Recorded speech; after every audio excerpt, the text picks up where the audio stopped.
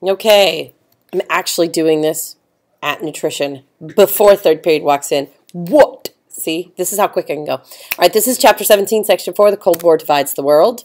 And again, we're talking about the superpowers. I know you saw the CNN documentary yesterday, so I'm going to breeze through the Cuba stuff rather quickly. But there's a lot of stuff that we haven't talked about yet in the Middle East and in Latin America, where the U.S. and the Soviet Union are essentially using those countries to forward our own ideas. So what do we mean by the third world? We're in the Cold War, we're talking about developing nations. Often they're newly independent and they are not choosing sides, which, you know, they're not choosing the U.S. or the Soviet Union, which completely pisses us off and puts them in a very dangerous position. So it doesn't take long for, you know,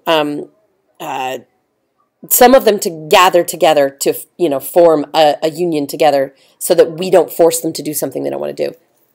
So here's some of the strategy of the Cold War. U.S., Soviet Union, China, we're all competing for influence over the third world. We all want more friends than the other one.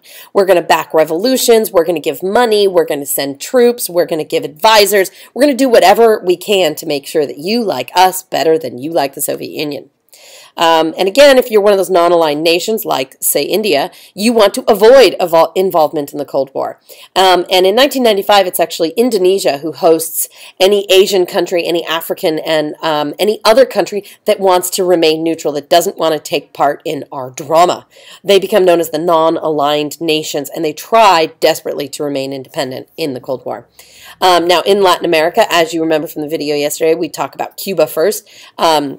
Castro, with his second-in-command, Che Guevara, leads the revolt against Fulgencio Batista, who is just an awful, awful guy, but he is the dictator that the United States keeps in power and helps out because he is very pro-Western and gives us whatever we want, essentially. In 1959, Castro wins, and Castro's in charge. Throughout the 60s, he nationalizes the economy, takes United States property.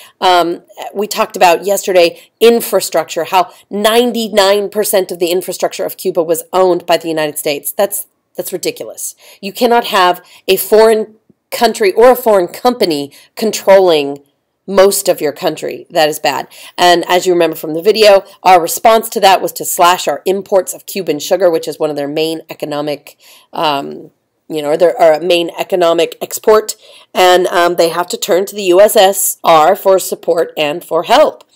The big catastrophe, I encourage you to go look up that painting of JFK. His presidential portrait is basically a portrait of him after finding out about the Bay of Pigs and what he looked like.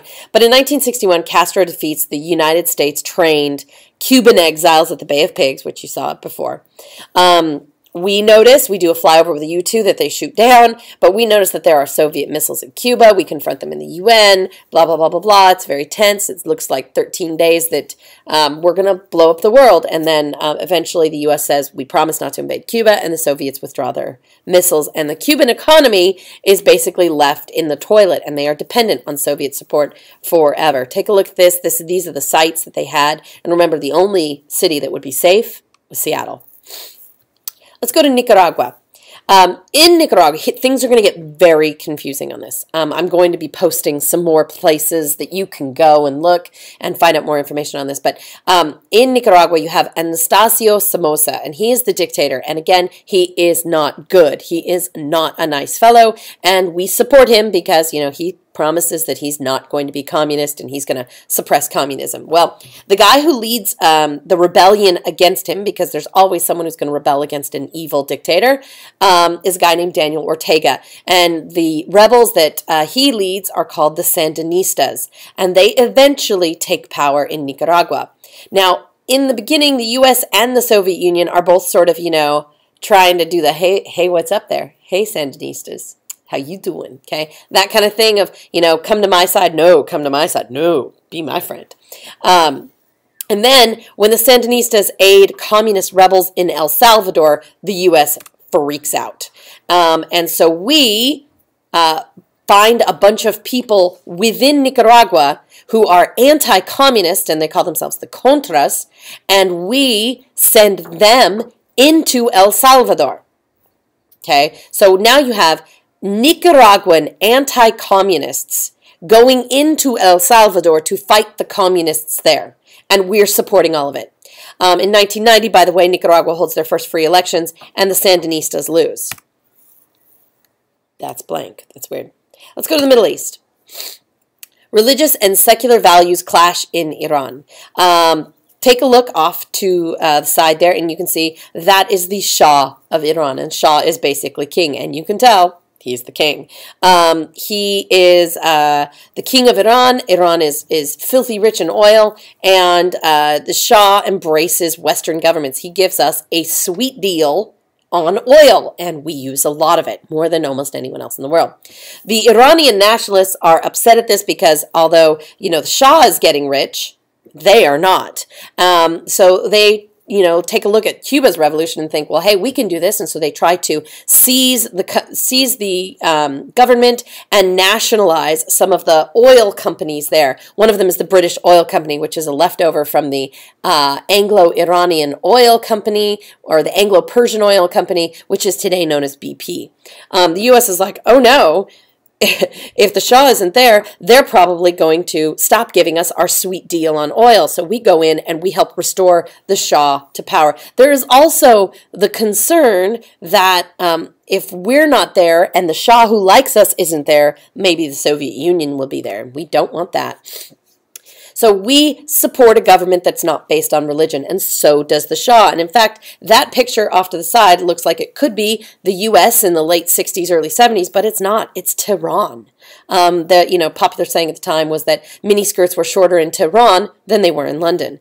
And with westernization and more Western ideas and values, you get good things like, women going to school, but then you also get bad things like, sex, drugs, and rock and roll. And a traditionally Islamic society is not going to support that.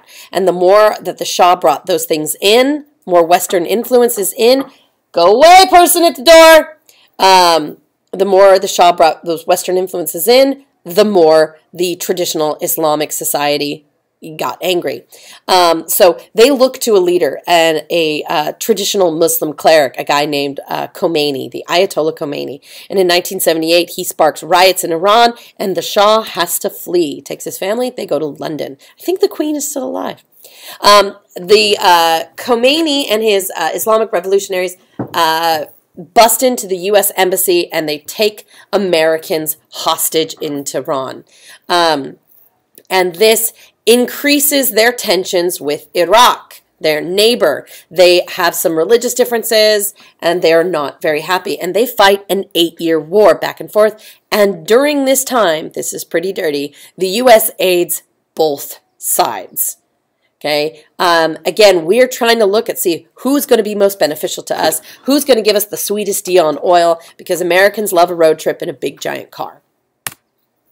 And yes, if you're curious, this is what the movie Argo is about. I am told it's a good movie. One day I'll see a movie again. All right, let's talk about Afghanistan. The Soviet Union invades Afghanistan, trying to help the communist government there suppress the rebels, the Islamic rebels. Because remember, communist governments do not like religion. And, extreme, very, very strict Muslims, they need their religion in everything. Muslim rebels are fighting a guerrilla war against the Soviet Union. And where are they getting help? Well, they're getting help from the U.S. What we do is we send the CIA, and they station themselves in Pakistan. And because this small group of Muslim rebels is fighting against the Soviet Union, who is our enemy, we help them. We send them RPG, rocket-propelled grenade launchers. We send them, or we teach them how to make IEDs, or improvised explosive devices. We teach them everything they need to know, how to blow up a tank, how to disable jeeps, how to bring down a jet. Okay, we teach them everything that they need to know to defeat a superpower. Yeah, this is foreshadowing. So, does that make the Soviet Union leave? No, but it seriously weakens them. And then the U.S. stops shipping them grain. And this, in 1989, is what forces the Soviet Union to withdraw. And what you should take from this is obviously, well, some people call Afghanistan the Soviet Union's Vietnam. But one of the other things that you need to take from this is that if we stopped shipping grain to the Soviet Union, they were in such a bad position that they had to call off their invasion. They had to call off their support for this war. So this is showing you the cracks in the Soviet economy, and that is what is going to help lead to the Soviet Union eventually falling. Please make sure you take these notes. They are due on Monday.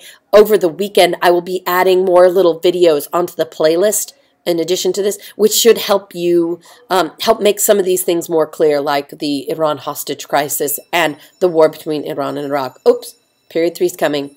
Gotta go. Have a good weekend.